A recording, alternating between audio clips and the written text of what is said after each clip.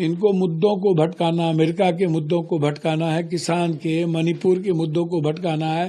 राष्ट्रपति शासन लग गया, वक्त में जो भी संशोधन था उसको उसने बिल्कुल अलग करके लाया। अब कहते हैं जोड़ लेंगे। जब आप विपक्ष की और जेपीसी के मुद्दों को भी आप दरकिनार करिएगा तो हाउस नहीं चलेगा ना। आप जेपीसी बना दिए तो जेपीसी बना दिए क्या मुखर कानून है? हिटलर की तरह जेपीसी भी आप लाइएगा तो फिर जेपीसी की वैल्यू क्या रह जाएगी? तो जेपीसी सहमति के साथ लाइए। बहुमत असहमत के आधार पर आप कह रहे हैं 15, 11, 13 उसमें सारे मुद्दों को आपने जो जेपीसी में मुद्दे आए वो मुद्दे ही गायब कर दिया, तो फिर वो तो नहीं चलेगा, वो तो विरोध होगा। देखिए, इनको सबको पता है कि जो निर्णय जनहित में लिया है, देश हित में लिया है आदरणीय मोदी सरकार ने, और इन सबको पता है जेपीसी की रिपोर्ट में इन्होंने सबने अपने भी जो भी प्रस्ताव थे वो दिए हैं, और वो जो प्रस्ताव सही थे इन लोगों के लिए भी गए हैं।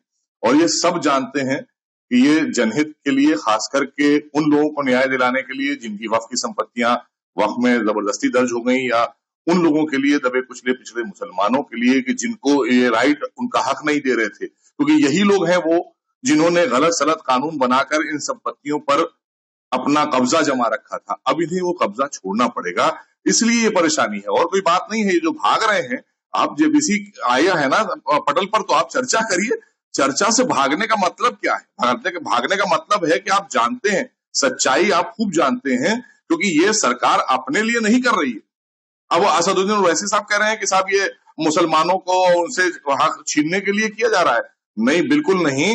आपके लोगों ने जो संपत्तियां छीन रखी हैं वक्फ की, उनसे लेकर मुसलमानों के उत्थान के लिए, और जो नाजायज तरीके से वक्फ में दर्ज कर दी गई हैं, उन संपत्तियों को वक्फ में वापस वक्फ से निकाल कर उनको दिया जाए। जो लोग वक्फ बोर्ड के चक्कर लगा रहे थे, आपने तो न्यायालय से ऊपर वक्फ को बना दिया था ना। तो ये तो विपक्ष के लोगों ने और कांग्रेस को खास करके कोसिए कि कांग्रेस ने किया था। आज आप कांग्रेस के साथ खड़े दिखाई दे रहे हैं, इसलिए खड़े दिखाई दे रहे हैं क्योंकि आपके लोगों के पास भी वक्फ की संपत्तियां हैं। ये जितने भी कुछ चंद मुस्लिम धर्मगुरु हैं या जो नेता भाग रहे हैं सदन में से, तो जाहिर सी बात है वो भागेंगे।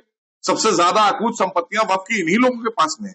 अवैध कानून, गलत कानून का इस्तेमाल करके और गलत कानून बना के उन संपत्तियों को हड़पने का काम किसने किया?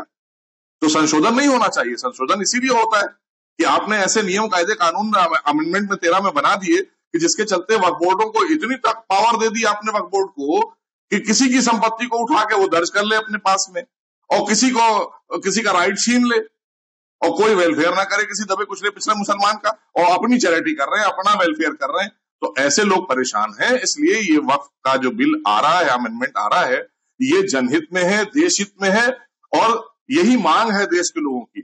और हम तो इसका स्वागत करते हैं, क्योंकि ये बिल आना बहुत जरूरी था, जिससे हमारे दबे कुचले पिछले मुसलमानों का वेलफेयर हो वक्फ की संपत्तियों से, और जिनकी गलत तरीके से वक्फ में संपत्तियां दर्ज करी गई थी गलत एक्ट के तहत, जो 13 में कांग्रेस ने बनाया था, उनको वापस वो संपत्तियां